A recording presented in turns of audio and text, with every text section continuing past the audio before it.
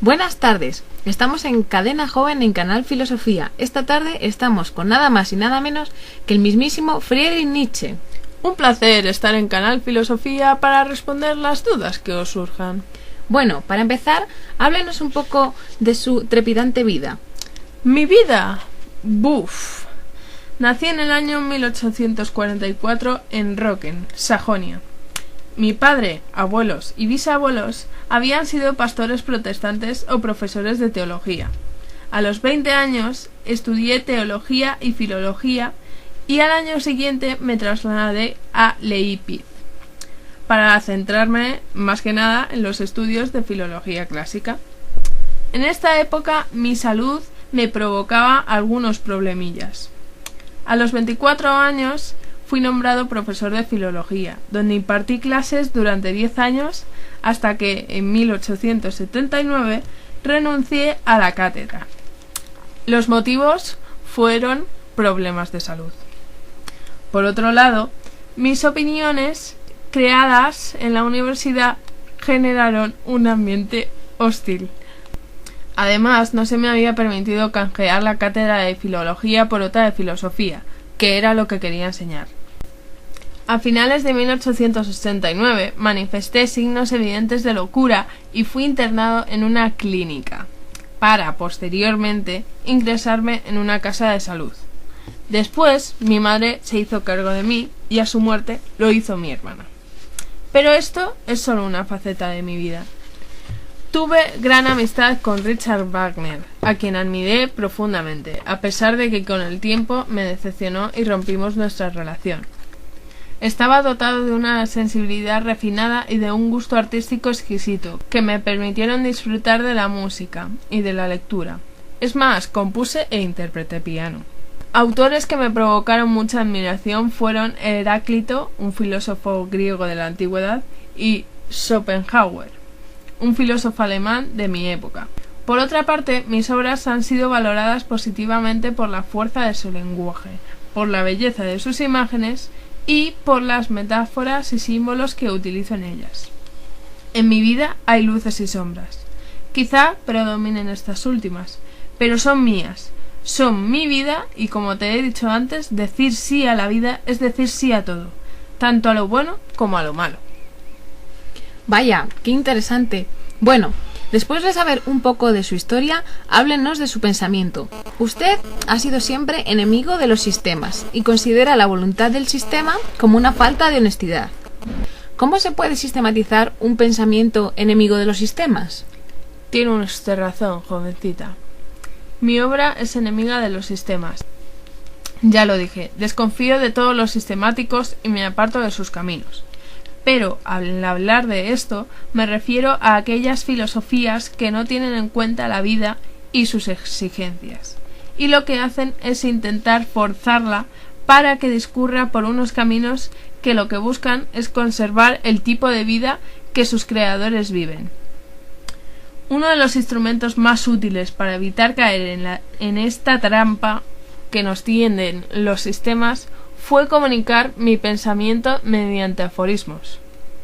Estos son frases cortas, de las que se ha eliminado todo lo superficial, pero como soy consciente de que en una entrevista tiene que haber una organización, este tipo no me molesta. Oh, bien, me alegra que esté a gusto con nosotros, señor Nietzsche.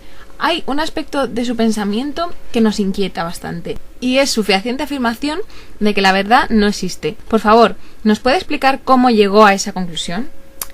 Por supuesto. Para empezar, la forma básica de conocimiento es la intuición. Ahora bien, para dar a conocer a los demás nuestras intuiciones, creamos el lenguaje.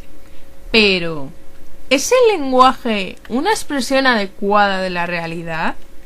La respuesta es negativa. El lenguaje crea metáforas.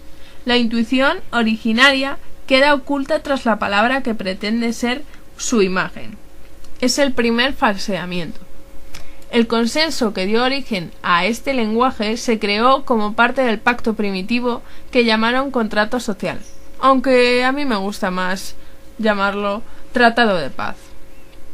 A partir de ese momento se comenzó a entender como verdad todo aquello que coincidía con la metáfora socialmente aceptada y como falso todo lo que se apartaba de ella. Por otra parte, hay un segundo falseamiento, que se produce con la aparición de los conceptos. Como no se puede crear una palabra para cada intuición, se crean estos, equiparando intuiciones parecidas pero no iguales, y olvidando las diferencias entre las realidades intuidas que son sus notas distintivas. Si las palabras son metáforas que falsean las intuiciones, los conceptos lo que hacen es falsear las metáforas, que son las palabras. La abstracción que hace posible el concepto es un movimiento racional, por lo que es la racionalidad y no la intuición la que origina los conceptos.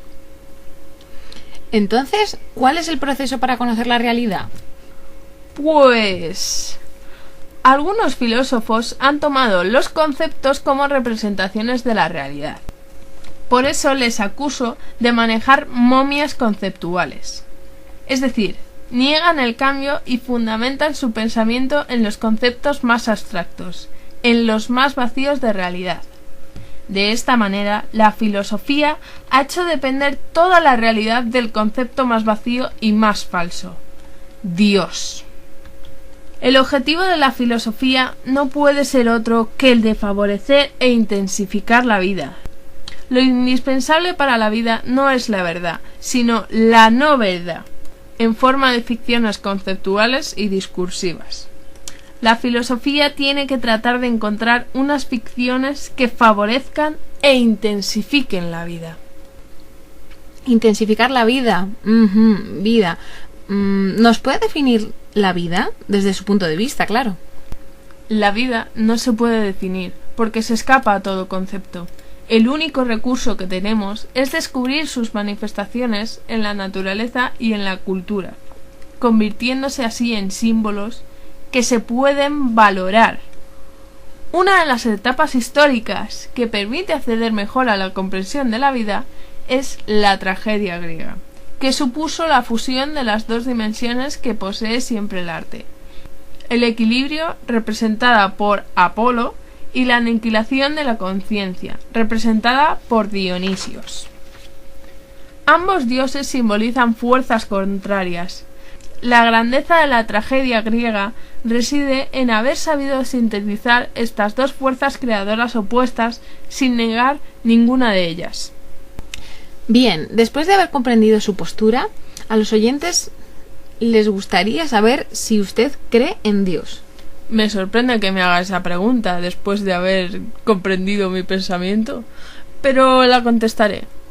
Anteriormente dije que Dios fue una invención que falseaba la realidad, y como sabes, los filósofos intentamos buscar la verdad por todos los medios.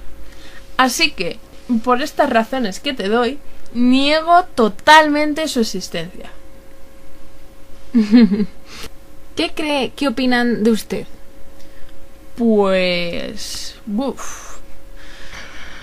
Tuve muchos amigos. Un ejemplo de ello es Wagner, aunque nunca llegué a congeniar del todo con él.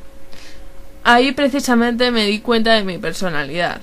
Aunque amante de la soledad, era afable y comunicativo con unas pasiones definidas: la música, la literatura y la filosofía. Con todo esto, y teniendo en cuenta los peores años que pasé, creo que la gente me considerará un loco por mis aficiones y sobre todo por la filosofía. Pues muy bien, muchísimas gracias, señor Nietzsche. Gracias a ti y a los oyentes por haber escuchado esta entrevista.